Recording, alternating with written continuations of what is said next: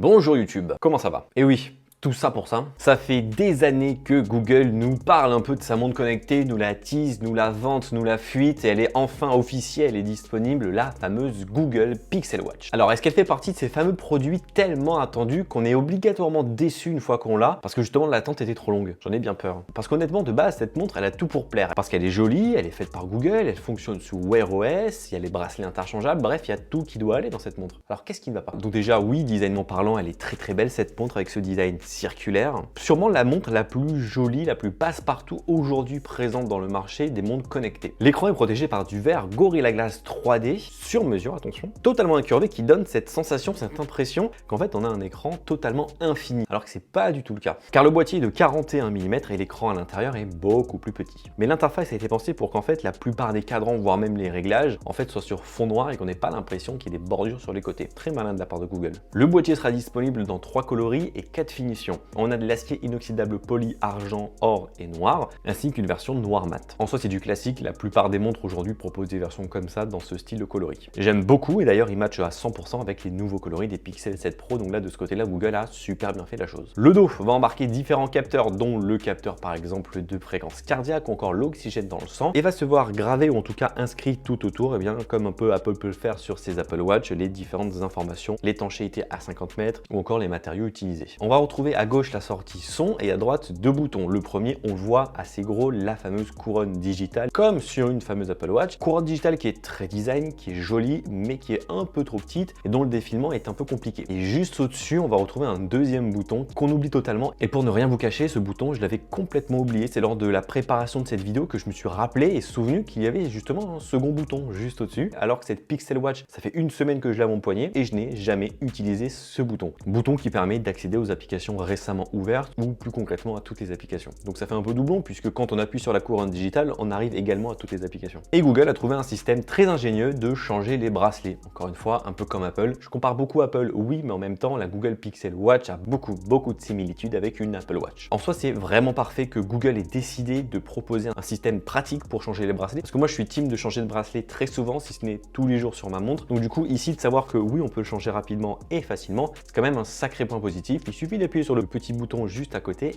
et slider. Alors il y a un petit coup à prendre parce que c'est un peu compliqué au début, il faut appuyer et vite slider le bracelet pour y arriver, mais la finalité c'est qu'on a un bracelet qui ne bouge pas et qui est dans la continuité du boîtier et c'est quand même réussi. Alors malheureusement c'est un système propriétaire de Google, donc uniquement les bracelets que Google peut vendre sont compatibles. Peut-être qu'un jour on aura un adaptateur disponible pour mettre des bracelets à la norme internationale, mais heureusement il en existe quand même beaucoup vendus par Google. On va avoir l'élastique, le cuir, le milanais, le tressé ou même des bicolores. Ils sont en vente entre 49 et 79 euros, soit bien moins cher qu'Apple, et ces bracelets entre 49 et 99 euros. Moi vous le voyez, j'ai le bracelet assez classique sport qui ressemble aussi comme de gouttes d'eau au bracelet sport classique qu'Apple peut vendre depuis 2015. Google s'est pas trop foulé de ce côté-là. Le premier point qui m'a fait tilt, et ça je l'ai vu dès le début, juste après la conférence de Google à laquelle j'ai pu assister dans les locaux de Google, c'est que cette montre en fait elle est minuscule, mais vraiment. Je suis habitué de mon côté depuis 2015 à avoir des montres connectées entre 42 mm et aujourd'hui l'Apple Watch Ultra 49 mm, donc des assez gros boîtiers, pour la plupart rectangulaires. Ici je me retrouve avec une Pixel Watch circulaire avec un boîtier plus petit, 41 mm. J'ai juste l'impression d'avoir exactement les lunettes pour bébé que l'on met sur des adultes. Voilà, j'ai l'impression d'avoir ça sur mon poignet. C'est pas fou. Et je comprends pas ce choix que Google a fait d'uniquement proposer sa Pixel Watch dans un format et une taille et pas plusieurs tailles justement. Alors qu'ils ont eu le temps de peaufiner leur montre quand même depuis que les premières rumeurs sont là en 2018, d'autant plus que tous les concurrents proposent leur montre dans 2 voire 3 tailles différentes. Pourquoi Google propose uniquement 41 mm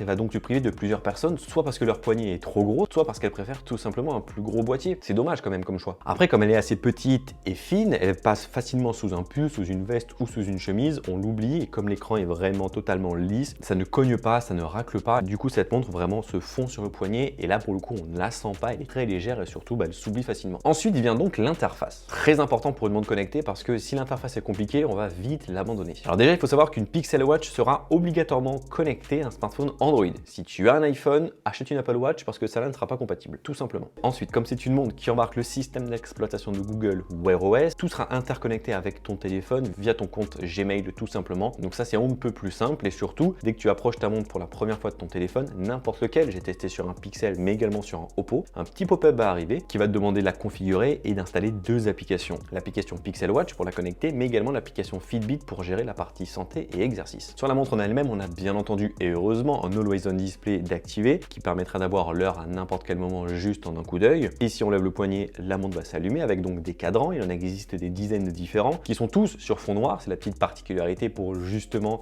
donner cette impression d'écran infini alors que c'est pas du tout le cas. Si on va aller vers le bas, on arrive au Control Center et si on va aller vers le haut, on arrive avec les notifications manquées. Ça reste classique, ça marche super bien, pour le coup, il n'y a rien à dire. D'ailleurs, il y a un petit raccourci, si on tourne rapidement la couronne digitale, on va avoir accès soit au-dessus, soit en dessous, selon le sens dans lequel on tourne la couronne digitale. Et ensuite, si on balaye à droite ou à gauche, on arrive sur toutes les applications en fait qui ont balayé une après l'autre jusqu'à revenir au cadran. On va voir Google Maps, la météo, l'agenda, le nombre de pas, le sommeil, le sport, la fréquence cardiaque, etc., etc. Parce que du coup, oui, quand on appuie sur la couronne digitale, on arrive sur cette liste d'applications. Alors, c'est une liste d'applications par ordre alphabétique. Donc là encore, si on veut aller sur une application qui commence par V, il faut beaucoup tourner la couronne digitale parce qu'on peut pas directement slider rapidement. Donc c'est pas très pratique, je trouve. Ou encore, si on appuie sur le fameux bouton, si on n'a pas oublié l'existence, on arrive sur les applications récemment ouvertes. Donc on voit que ça fait quand même doublon tout ça. En fait, on fait la même chose de trois façons différentes. Un peu bizarre. Et je trouve qu'on a un peu l'interface d'un smartphone en fait sur un écran rond. Sur un smartphone, c'est bien parce que c'est grand. Ici, c'est tout petit et sur un écran rond avec une interface pas trop adaptée. Donc il y a quelque chose qui cloche et quelque chose qui coince et c'est dommage. C'est vraiment là où on voit que l'écran rond est bien pour une montre classique, pour un cadran, pour l'heure, mais pour un écran, c'est pas du tout adapté parce qu'on perd beaucoup d'espace et beaucoup d'informations qui vont être mangées justement par l'écran qui est du coup plus petit en haut ou en bas. En soi, j'ai vraiment l'impression de retrouver une interface d'une montre datée. Par exemple, la Moto 360, il y a déjà de cela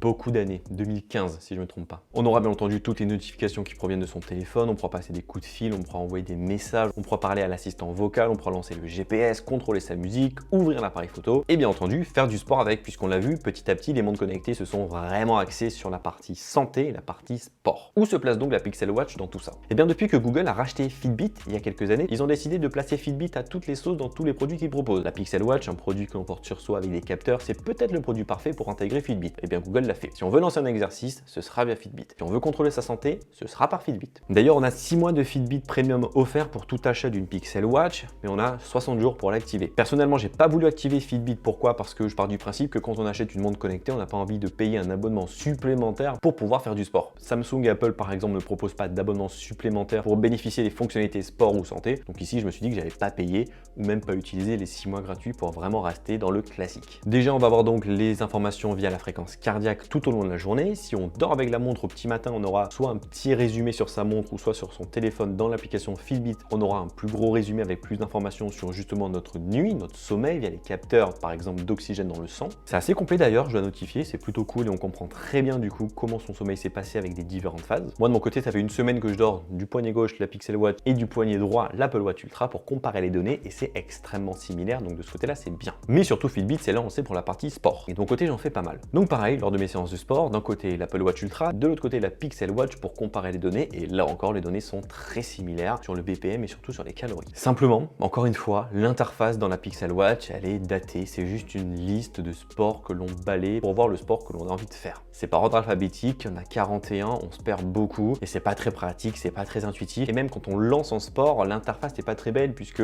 on a juste envie d'avoir les informations importantes qui ressortent dans l'interface, mais là en fait toutes sont dans la même police et toutes sont dans la même taille, donc on s'y perd un peu. Mais le gros point noir c'est qu'on peut lancer qu'un sport à la fois, donc si tu as fait ton vélo, il faut que tu termines l'exercice pour après par exemple faire ta course. Il n'y a pas de multisport, c'est vraiment dommage je trouve. Donc oui, on a toutes les fonctionnalités de base pour pouvoir faire du sport avec sa Pixel Watch, mais c'est tout, on va pas plus loin et voire même il y a certains points manquants. Côté batterie, Google annonce 24 heures d'autonomie, on les a vraiment pour le coup, ça c'est bien. Si vous dormez avec, vous allez perdre entre 10 et 15% de batterie pendant la nuit et il faut compter à peu près une grosse heure de charge pour charger votre montre. Encore une fois, tout dépend de l'utilisation que vous allez en avoir, si vous passez beaucoup d'appels avec et autres, mais en tout cas, oui, on a les 24 heures. C'est mieux qu'une Apple Watch série 8, mais c'est moins qu'une Apple Watch Ultra ou qu'une Galaxy Watch 5 Pro qui tient pour le coup 3 jours. Et enfin, dernier point, la puissance, puisque oui, elle a une puce embarquée cette montre. L'Exynos 9110 de Samsung, une puce qui date, attention, ouvrez grand vos oreilles, de 2018. Pourquoi? Justement, la question a été posée à Google lorsque j'étais là dans la conférence. Google a dit qu'ils ont commencé à travailler sur cette montre en 2018 et qu'ils ont vu qu'au fil des tests, en fait, cette montre tenait très bien sur le processeur qui datait de 2018. Donc ils ont décidé de ne pas le changer tout simplement. D'un côté, ça se comprend, ça permet de faire des économies, mais d'un autre côté, on comprend un peu le choix de Google dans tout ça, c'est-à-dire qu'ils proposent le strict minimum. Ils sont pas allés dépasser leurs limites, ils sont pas allés chercher encore plus et encore mieux que d'autres montres connectées. Ils ont vu qu'en 2018, leur montre fonctionnait, qu'en 2022, elle fonctionnait toujours, ils sont restés sur 2018. Donc cette montre qui sort aujourd'hui en 2022 est datée tout simplement